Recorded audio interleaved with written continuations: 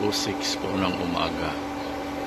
Ang load po is ref, pump, water pump, aircon na 1/2 power. Harvest is almost 918 watts.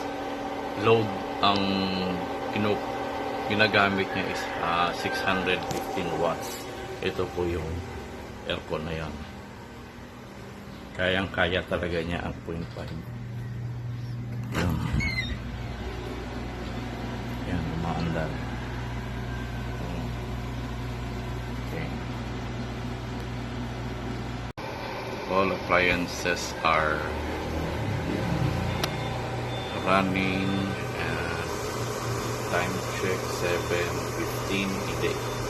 Morning, yung harvest ko is 585 watts and my consumption is 360 watts.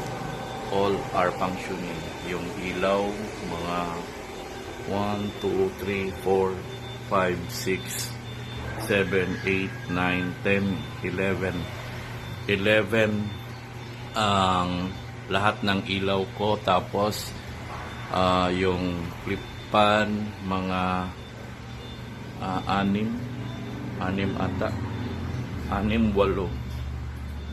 6. Ito sa kwarto pa. Yan, 2. Tapos yung ref umaandar na. Yan, umaandar. Ito po.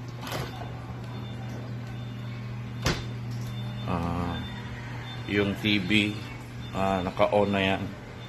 Yung TV. Tapos yung sa kwarto ko pa 2 rin clip pan, yung ilaw yun.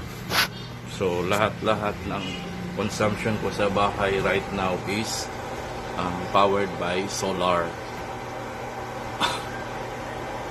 Okay, 358 watts ang konsumo sa buong bahay. And my harvest right now is tumaas na 617 watts yung harvest. And right now yung battery ko is almost full. Kagabi is almost drain yan, 20% na lang ang naiwan. And right now is 83, 7:15 in the AM, 7:15 po ng umaga. So maraming salamat. Okay, 0 na, 0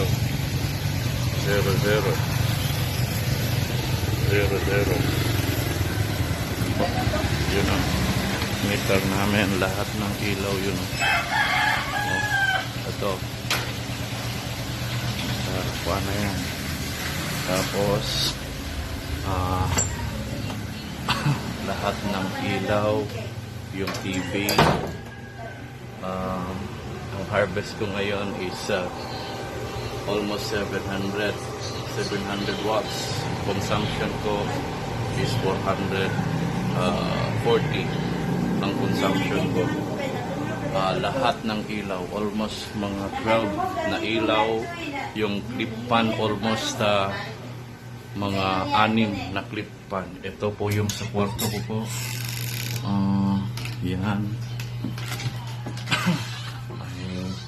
CR pa ako ng ilaw. Yan. Okay. Tapos naka-on na rin po yung fish pond na water pump. Yan. Yun. Nasa ilalim po. Tapos lahat ng appliance ko. Yan, TV, naka-flip pan. Ito po, yung ref. Tumatakbo po yan, libre. Yan. All na ilaw, almost 12, something 13. Ito po, yung clip pan, ilaw. Yung sa CR na ilaw pa. Yan. Nakakuha na rin yan ng ilaw. So, lahat ng ilaw po. Andar na. Almost consumption ko po lahat. Is almost 500 watts. Ito pa sa labas. Yun. Lahat-lahat.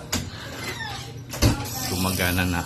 Ito pang CR ng yan. So, total po, tumatakbo lahat ng except lang sa yan. So, lahat ng consumption ko, time check po, 7:25 a.m.